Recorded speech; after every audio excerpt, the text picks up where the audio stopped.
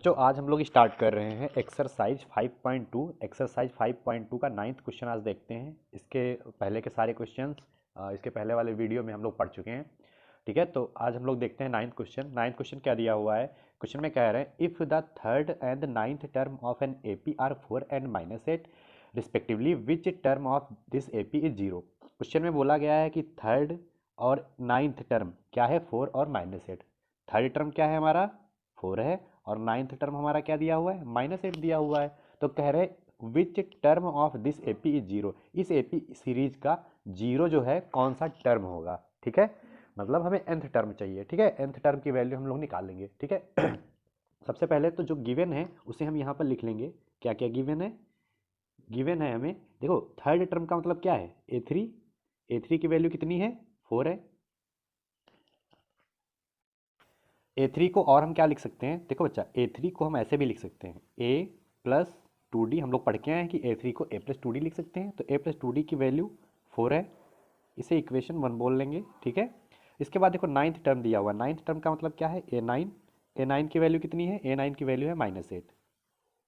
इसको हम किस तरीके से लिख सकते हैं, देखो a9 है ना, तो इसको लिख सकते हैं a प्लस 8d, इसकी वैल्यू -8। ये हो गया हमारा, ये हो गई हमारी सेकेंड इक्वेशन। ठीक है, अब देखो क्वेश्चन में क्या बोला गया कि विच term of this AP is zero, कौन सा टर्म जो है जीरो होगा। ठीक है, हम यहाँ पर लेट कर लेते हैं कि an जो होगा, nth टर्म जो होगा वो क्या होगा, जीरो होगा। ठीक है, हम यहाँ पर लेट कर लेंगे कि an क्या होगा, हमारा जीरो होगा, nth टर्म। ठीक है, यहाँ से हम n की वैल्यू फाइंड कर लेंगे, वही हमारा आंसर हो जाएगा। तो देखो an में निकालने के लिए क्या करना पड़ेगा, इक्वेशन 1 और इक्वेशन 2 को सॉल्व करना पड़ेगा। इन दोनों इक्वेशन को सॉल्व करते हैं, तो यहाँ पर लिख लेते हैं फ्रॉम इक्वेशन 1 एंड 2। ठीक है, इक्वेशन 1 क्या है, a plus 2d equals to 4, और इक्वेशन सेकेंड कौन सी है, a plus 8d equals to -8। ठीक है, इन दोनों को सॉल्व करते हैं। जब इन दोनों को सॉल्व करेंगे तो देखो पहले तो यहाँ साइन चेंज होंगे, ये माइनस है तो यहाँ प्लस हो जाएगा। देखो ये निगेटिव ये पॉजिटिव दोनों कैंसिल हो गए। अब देखो ये माइनस का 8 है, प्लस का 2 है, माइनस की वैल्यू ज़्यादा है। ठीक है, तो माइनस का यहाँ कितना आ जाएगा, 6d आ जाएगा। ये प्लस का 8 है, ये 4 है, 8 4 12 हो जाएगा। अब इस 6 को उधर भेज दो, -6 को, तो इधर हो जाएगा 12 अपॉन -6। 6 से डिवाइड करेंगे, 6 2 जा 12, तो डी की वैल्यू कितनी मिल जाएगी, डी की वैल्यू यहाँ पर मिल जाएगी हमें -2, क्योंकि माइनस भी यहाँ पर है। तो देखो डी की वैल्यू आ गई, क्या है, -2 है। अब हमें क्या करना है, देखो डी की वैल्यू को अगर हम फर्स्ट या सेकेंड इक्वेशन में पुट कर दें तो हमें ए की वैल्यू भी मिल जाएगी। तो ऐसा करते हैं, हम डी की वैल्यू फर्स्ट या सेकेंड इक्वेशन में पुट करते हैं। तो यहाँ कर रहे हैं, लिख लेते हैं यहाँ पर value of D put in equation 1। Equation 1 में पुट कर रहे हैं। ठीक है, इक्वेशन 1 हमारी क्या है, a plus 2d equals to 4। a plus 2 into D की वैल्यू कितनी है, -2 है, -2 इक्वल्स टू 4। a ये प्लस माइनस माइनस हो जाएगा, 2 2 जा 4 हो जाएगा, इधर 4। इस 4 को जब उधर ले जाएंगे तो ये नेगेटिव है, उधर पॉजिटिव हो जाएगा। तो a equals to 4 plus 4, a की वैल्यू 8 आ गई। ठीक है, तो यहाँ पर हमें a की वैल्यू कितनी मिल रही है, 8 मिल रही है। अब देखो d और a की वैल्यू आ गई, हमें क्या फाइंड करना है, n फाइंड करना है। an यहाँ पर कितना दिया है, 0 दिया हुआ है। कैसे फाइंड करेंगे देखते हैं। देखो बच्चा क्वेश्चन में जो an दिया हुआ है, यहाँ पर देखते हैं, जो an दिया हुआ है वो हमारा 0 दिया हुआ है। ठीक है, और an को हम ऐसे भी तो लिख सकते हैं, a plus n minus 1 into D, इसकी वैल्यू क्या है, 0। an की वैल्यू क्या लिख सकते हैं, a plus n minus 1 into D. अब देखो a और d की वैल्यू हमें दी हुई है ना, a की वैल्यू 8 है और d की वैल्यू -2 है। इनकी वैल्यू यहाँ पुट कर दो, a की वैल्यू 8 है और d की वैल्यू -2 है, और इधर क्या है, 0। अब देखो 8 ये प्लस और ये माइनस माइनस हो जाएगा, और 2 को आगे लिख लो, n माइनस 1 इक्वल्स टू 0। यहाँ पर क्या मिलेगा, 8, ये 2n हो जाएगा, ये माइनस माइनस प्लस 2 हो जाएगा इक्वल्स टू 0। ये कितना हो जाएगा, 10 हो जाएगा, 10 माइनस 2n इक्वल्स टू 0। अब देखो इस 10 को ना इधर भेज दो, जब उधर भेज देंगे तो -2n इक्वल्स टू -10। -2 क्या है, मल्टीप्लाई है इनके साथ, इसको भी उधर भेज दो, तो -10 अपॉन में -2, ये तो प्लस हो गया, 2 5 जा 10, तो n की वैल्यू कितनी आ गई, n की वैल्यू आ गई 5। तो बच्चा nth टर्म जो होगा वो कौन सा, मतलब जो n की वैल्यू है 5 है, मतलब 5th टर्म होगा जो कि 0 होगा। ठीक है, a5 की वैल्यू क्या होगी, n की वैल्यू 5 आ गई ना, तो मतलब a5 की वैल्यू कितनी होगी, 0 होगी। यही हमारा आंसर। इसके बाद 10th क्वेश्चन दिया हुआ है। 10th क्वेश्चन में कह रहे हैं the 17th term of an AP exceeds its 10th term by 7, find the common difference. हमें क्या निकालना है? कॉमन डिफरेंस, मतलब डी की वैल्यू निकालनी है। और क्वेश्चन में बोला क्या गया है? क्वेश्चन में कह रहे हैं जो 17th टर्म है ना, वो 10th टर्म से कितना एक्सीड कर रहा है? 7। मतलब जो 17th टर्म है वो 10 से कितना ज़्यादा है? 7 ज़्यादा है। देखो इस कंडीशन को कैसे लिखेंगे, जो गिवन है उसे हम यहाँ पर लिख लेते हैं। दिया हुआ है कि जो 17th टर्म है, 17th टर्म का मतलब A17, वो 10th टर्म से ज़्यादा है, तो 10th टर्म को हम क्या करेंगे? इससे सब्ट्रैक्ट कर देंगे। और उसकी वैल्यू कितनी कह रहे हैं? ज़्यादा है, 7 ही तो ज़्यादा है। ठीक है, मतलब दोनों का डिफरेंस कितना है? 7 है। अब देखो A17 को हम लिख सकते हैं A प्लस 16D, और A10 को लिख सकते हैं A plus 9D equals to 7। अब देखो इस ब्रैकेट को ओपन कर लो, A plus 16D minus A minus plus minus 9D equals to 7। ये देखो, ये नेगेटिव, ये पॉजिटिव, और ये 16D और माइनस का 9D यहाँ पर है ना, तो 16 से 9 सब्ट्रैक्ट हो जाएगा, तो हमें मिल जाएगा 7D इक्वल्स टू 7। अब इस 7 को उधर भेज देंगे, मल्टीप्लाई में इधर है तो उधर डिवाइड में हो जाएगा, 7 से 7 कैंसिल, डी की वैल्यू कितनी मिल जाएगी? 1 मिल जाएगी। तो बच्चे यही पूछा गया था कि कॉमन डिफरेंस क्या होगा, तो कॉमन डिफरेंस की वैल्यू क्या होगी? 1 होगी। ठीक है, इसके बाद 11th क्वेश्चन दिया हुआ है। 11th क्वेश्चन में कह रहे हैं which term of the AP series दी हुई है 3, 15, 27, 39 will be 132 more than its 54th टर्म। ठीक है, क्वेश्चन में क्या करें? कौन सा टर्म? विच टर्म बोला गया ना, कौन सा टर्म? तो हमेशा हम जब भी लिख कर आ गया ना विच टर्म, तो an, वो क्या होगा? हमारा an होगा। और कह रहे जो an है ना इस एपी सीरीज का, वो 132 मोर किससे? 54th टर्म से। देखो कैसे इसको करेंगे। गिवन क्वेश्चन में जो एपी सीरीज दी हुई है, सबसे पहले उसको लिख लेते हैं। क्या क्या गिवन है? एक तो एपी सीरीज दी हुई है। एपी सीरीज कौन सी एपी सीरीज है? 3, 15, 27, 39। ठीक है, ये एक एपी सीरीज दी हुई है। उसके बाद में इसमें से हम देखो ए अगर फाइंड करें तो ए की वैल्यू कितनी है? ए की वैल्यू 3 है। डी की वैल्यू फाइंड करें कितना हो जाएगा? 15 माइनस 3, ये कितना हो जाएगा? 12।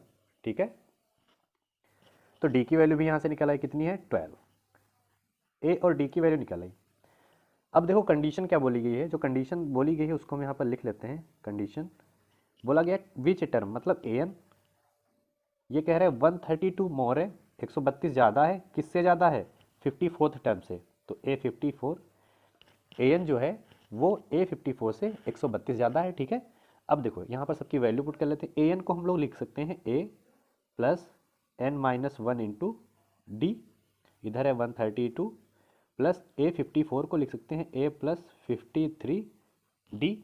ठीक है, देखो इक्वल का साइन लगा हुआ है, इधर भी A है और इधर भी A है, तो A तो कैंसिल हो गया।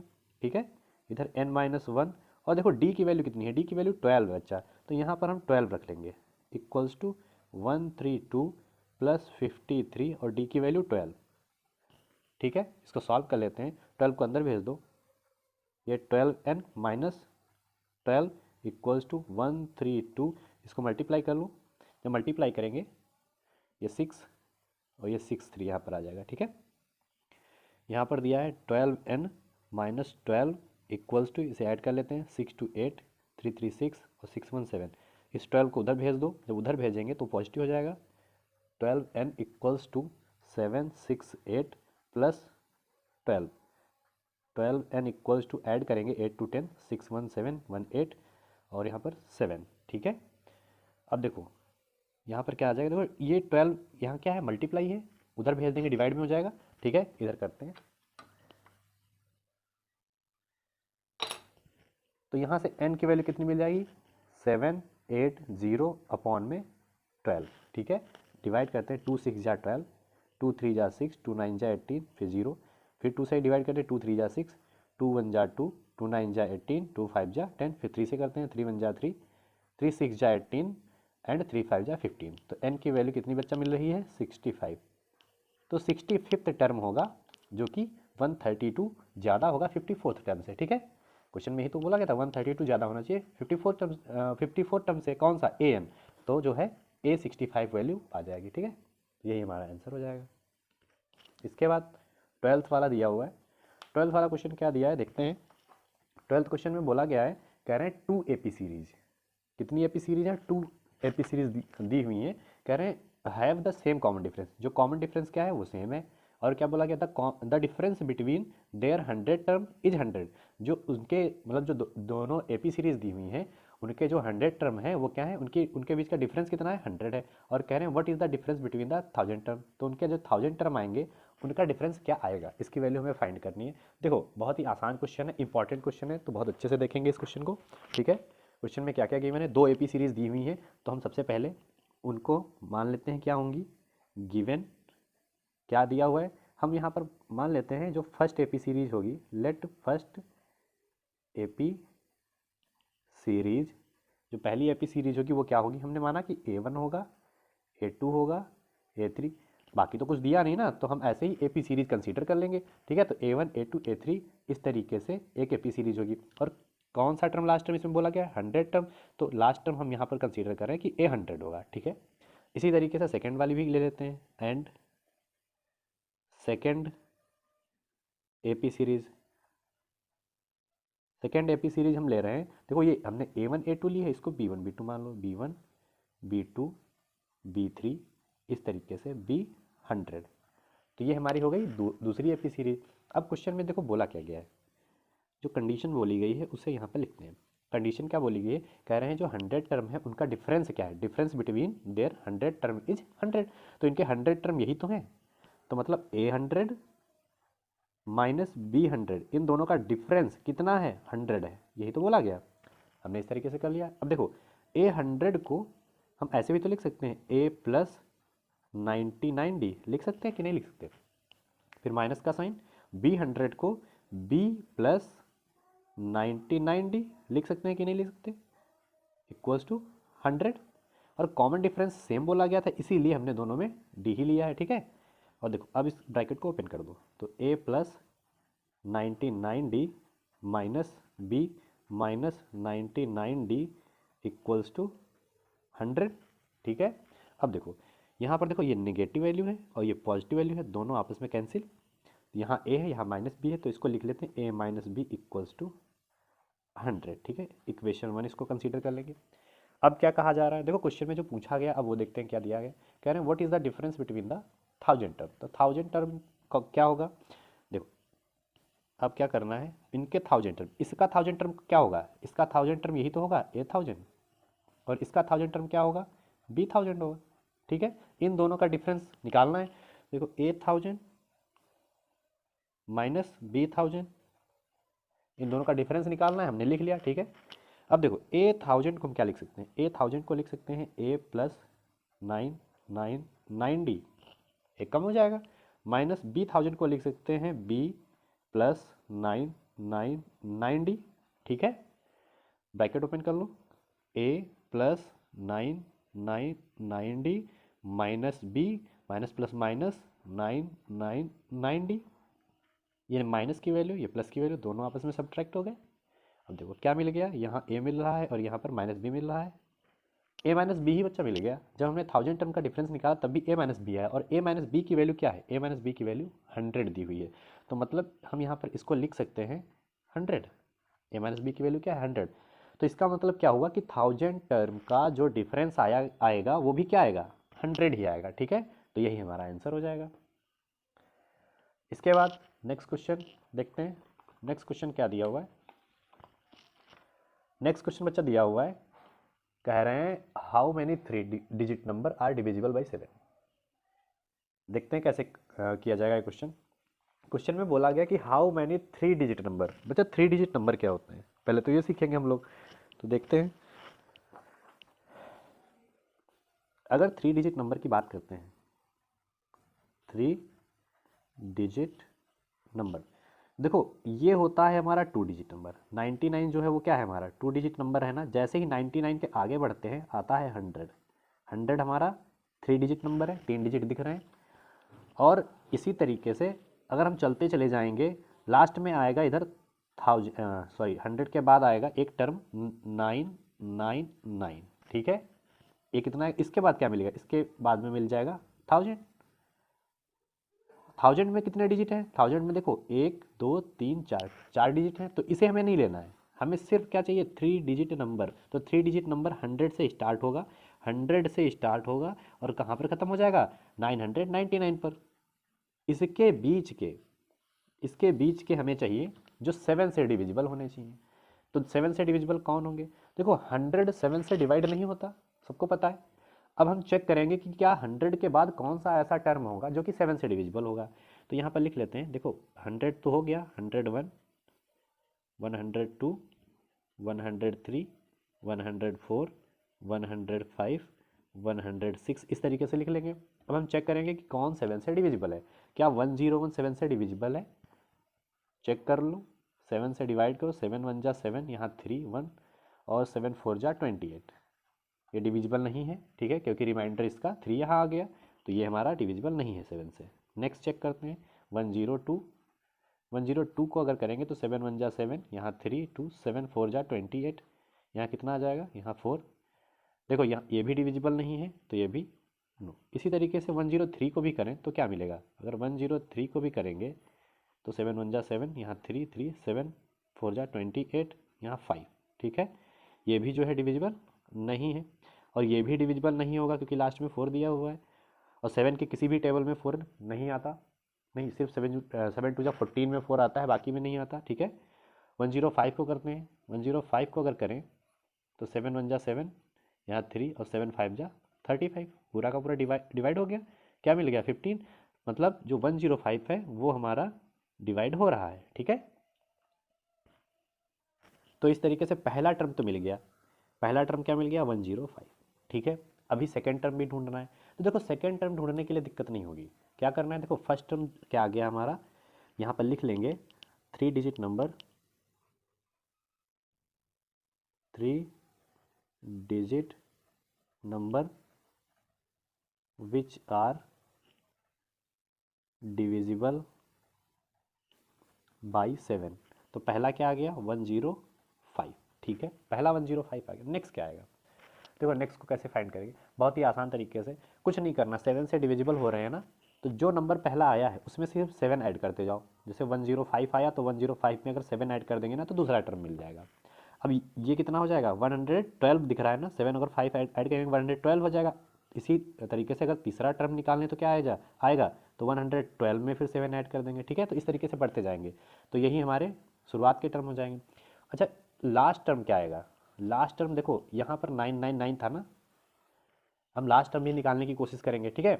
तो ऐसा करो, 999 को पहले 7 से डिवाइड कर दो। अगर 7 से हम 999 को डिवाइड करें तो 7 1 जा 7, यहाँ 2, 7 4 जा 28, यहाँ 1 और 7 2 जा 14, यहाँ 5, ठीक है, 5 आ गया। इस 5 को क्या करो, इस 5 को इस टर्म से डिवाइड कर दो। जो नंबर हमारा था 999, जो भी रिमाइंडर आया है 5 को सब्ट्रैक्ट कर दो, कितना आएगा, यहाँ 4, यहाँ 9, यहाँ 9। अच्छा, ये जो नंबर आया ना ये 7 से डिविजिबल होगा नहीं, अगर नहीं आप लोग समझ पा रहे हैं तो देखो 994 हम 7 से डिवाइड कर देंगे तो 7 1 जा 7, यहाँ 2, यहाँ 9, 7 4 जा 28, यहाँ 1, यहाँ 4 और 7 2 जा देखो 14। क्या रिमाइंडर मिल रहा है, 0 मिल रहा है। इसका मतलब ये जो नंबर आया ये 7 से डिविजिबल होगा। हमने क्या किया, लास्ट टर्म देखा, लास्ट टर्म क्या था हमारा, 999 था, और हमें चाहिए लास्ट टर्म जो कि 7 से डिविजिबल होना चाहिए। तो हम क्या करेंगे, 7 से डिवाइड करेंगे। 7 से जब हम डिवाइड करेंगे तो रिमाइंडर हमें मिलेगा 5। जब रिमाइंडर हमें 5 मिलेगा तो अब हम क्या करेंगे, इस 5 को हम उस नंबर से सब्ट्रैक्ट कर देंगे, और जब सब्ट्रैक्ट करेंगे तो जो नंबर मिलेगा ना वही हमारा क्या होगा, 7 से डिविजिबल होगा। तो लास्ट टर्म भी हमें मिल गया, वो क्या होगा, 994। तो यहाँ पर लिख लेंगे जो लास्ट टर्म आया वो 994 आ गया, ठीक है। अब देखो सारी वैल्यू यहाँ पर मिल चुकी हैं। सबसे पहले तो यहाँ मिला है 105, इसके बाद मिला है 112, फिर मिला है 119, और इसके बाद मिला है 994। तो क्या क्या, ए की वैल्यू अगर कंपेयर करें एपी सीरीज से तो ए की वैल्यू 105, डी की वैल्यू निकालेंगे तो क्या हो जाएगी, 112 माइनस 105, सब्ट्रैक्ट करेंगे तो डी की वैल्यू 7, और लास्ट टर्म क्या दिया है, ए एन की वैल्यू कितनी है, 994, ठीक है भाई। लास्ट टर्म को ए एन बोलते हैं, तो हमारा ए एन हो गया, यहाँ से डी निकाल लिया और ए भी निकाल लिया, 3 चीज़ें आ गई। इन्हीं तीनों से अब क्या करेंगे, हम लोग एन की वैल्यू निकालेंगे। क्वेश्चन में ही तो पूछा था हाउ मैनी, तो मतलब एन की वैल्यू हमें फाइंड करनी है। देखो अब हमें पता है since A N equals to 994 दिया है। ए एन को ऐसे भी तो लिख सकते हो, A plus N minus one into D. इधर कितना दिया है 994, वैल्यू पुट कर दो। ए की वैल्यू कितनी है 105 प्लस एन माइनस वन और डी की वैल्यू कितनी है 7 इक्वल्स टू 994। इस नंबर को उधर भेज दो। जब उधर भेज देंगे तो n minus one into 7 equals to 994 minus 105। देखो क्या मिल गया, n माइनस वन इंटू 7, इसको सब्ट्रैक्ट कर देंगे तो यहाँ पर कितना मिल जाएगा। देखो 14 से 5 जाएगा तो 9, और यहाँ पर 8 और यहाँ पर भी 8। ठीक है, 7 क्या है मल्टीप्लिकेशन में है, उधर भेज देंगे तो डिवाइड में हो जाएगा। तो भेज देते हैं n minus one equals to 8 8 9 upon में 7। अब देखो 7 से जब डिवाइड करेंगे तो 7 1 जा 7, 7 1 जा 7, 7 2 जा 14 और 7 7 जा 14 है। ठीक है, तो n माइनस वन की वैल्यू कितनी मिल रही है, n माइनस वन की वैल्यू मिल रही है 127। ठीक, अब देखो 1 को उधर भेज दो तो n equals to 127 plus 1, n की वैल्यू यहाँ से मिल जाएगी 128। यही हमारा आंसर होगा। क्वेश्चन में यही पूछा गया था कि n की वैल्यू कितनी होगी, तो n की वैल्यू 128 होगी। उसके बाद 14th क्वेश्चन दिया हुआ है, कह रहे हैं how many multiple of 4 lie between 10 and 250। How many मतलब n की वैल्यू ही हमें फाइंड करनी है, और मल्टीपल ऑफ 4 के मल्टीपल होने चाहिए, और कह रहे हैं लाई बिटवीन 10 एंड 250, जो 10 और 250 के बीच में है ना, और जो 4 से मल्टीपल हो रहे हैं इनके बीच में, वो हमें चाहिए। ठीक है, कैसे, देखो 4 के मल्टीपल चाहिए, 4 का मल्टीपल जो 4 के टेबल में आ रहे हैं वही सारे होंगे। तो 10 के बाद ऐसा कौन सा नंबर है जो 4 से डिविजिबल हो, तो 10 11 ये दोनों तो नहीं, लेकिन 12 जो है वो 4 से डिविजिबल होता है, क्योंकि 4 के टेबल में 12 आता है। तो यहाँ पर लिख लेते हैं given multiple of 4 lie between 10 and 250। ठीक है, 10 और 250 के बीच में देखते हैं 4 का मल्टीपल कौन, तो सबसे पहले तो 12 ही हो गया। ठीक है, 12 के बाद में अगला क्या होगा, 12 में बस 4 ऐड कर दो, अगला मिल जाएगा। तो अगर 12 में 4 ऐड करेंगे तो 16, 16 में 4 ऐड करेंगे तो 20। ठीक है, तो इस तरीके से हमने 3 टर्म तो लिख लिए, क्योंकि इन्हीं से हमें ए और डी मिल जाएगा। अब लास्ट में देखो, लास्ट में यहाँ पर 250 है, तो लास्ट टर्म 250 के आसपास कौन सा ऐसा होगा जो कि 4 से डिविजिबल होगा। क्या 250 4 से डिविजिबल है, चेक करते हैं। 4 6 जा 24, यहाँ 1 0, 4 2 जा 8, ये डिविजिबल नहीं है। ठीक है, यहाँ पर 2 आ रहा है। इसके पहले का नंबर चेक करो 259, तो लास्ट में 9 है, और 4 के टेबल में किसी में 9 नहीं आता, मतलब ये हमारा डिविजिबल, सॉरी 249, तो ये डिविजिबल नहीं हो सकता क्योंकि लास्ट में 9 है। 248 को चेक करते हैं, अगर 248 को चेक करते हैं तो 4 6 जा 24, ये तो कट गया, फिर 8 आया, 4 2 जा 8, रिमाइंडर यहाँ 0 दिख रहा है। इसका मतलब जो 248 होगा वो 4 से डिविजिबल होगा, तो लास्ट टर्म इसका क्या हो जाएगा 248। हमें क्या कौन से चाहिए थे, मल्टीपल ऑफ 8, मल्टीपल ऑफ 4, तो मल्टीपल ऑफ 4 हमारे ये हो जाएंगे जो 10 और 250 के मिडिल के होंगे। अब देखो यहाँ पर हम ए की वैल्यू अगर देखें तो क्या मिल रही है, ए की वैल्यू 12 है। ठीक है, डी की वैल्यू क्या दिख रही है 16 माइनस 12 मतलब 4, डी की वैल्यू भी मिल गई। और लास्ट टर्म बच्चा अगर देखें तो ए एन कितना है 248। ठीक है, और हमने जैसे पिछले क्वेश्चन को किया था उसी तरीके से इसको करेंगे। ए एन इक्वल्स टू कितना दिया है 248 दिया हुआ है, तो देखो ए एन को ऐसे भी तो लिख सकते हो, A plus N minus one into D equals to 248। ठीक है, अब ए की वैल्यू कितनी है 12 है, यहाँ पर पुट कर दो, plus N minus one, D की वैल्यू कितनी है 4 है, इक्वल्स टू 248। अब देखो 12 को उधर भेज दो, जब 12 को उधर भेज देंगे ये तो n माइनस वन इंटू 4 है, इक्वल्स टू 248, ये प्लस का था इधर आएगा तो माइनस का हो जाएगा n माइनस वन, और देखो 4 मल्टीप्लिकेशन में है ना, उधर भेजेंगे तो डिवाइड में हो जाएगा। इसको सब्ट्रैक्ट कर लेते हैं, 8 से 2 6, 4 से 1 3, यहाँ पर 2। ठीक है, और 4 क्या है मल्टीपल में था तो डिवाइड में आ गया, 4 5 जा 20 और 4 9 जा 36। ठीक है, इतना हो गया। अब यहाँ पर क्या मिल रहा है, यहाँ पर हमें मिल रहा है n minus one equals to 59। ठीक है, 1 इधर सब्ट्रैक्ट हो रहा है, उधर भेज देंगे तो देखते हैं क्या मिल जाएगा। देखो n इक्वल्स टू ये 59 और ये क्या हो जाएगा, ये +1 हो जाएगा।